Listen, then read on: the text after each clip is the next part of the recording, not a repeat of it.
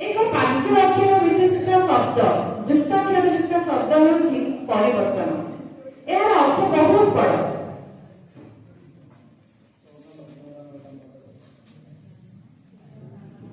परिवर्तन हेउछि सृष्टिर नियम।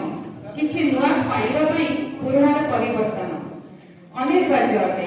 प्रकृति मध्ये सर्वदा परिवर्तनशील।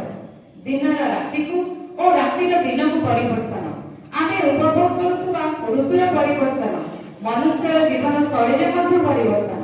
तेणु परिवर्तन सर्वदा ग्रहणीय जेतेबेले यह प्रगति पक्षरे होइथाय और समस्यार समाधान करिथाय उन्नति को पथ परिष्कार करिथाय। एही भली एक विराट परिवर्तन घटिछि आम शिक्षा व्यवस्था रे जहा कि समस्तक जणा एनईपी 2020। एहा परे फटुआ सार अति संक्षेप रे एहारी ऊपर किछि बिंदु गुडी रखिथिले तथा भारतीय ज्ञान परंपरा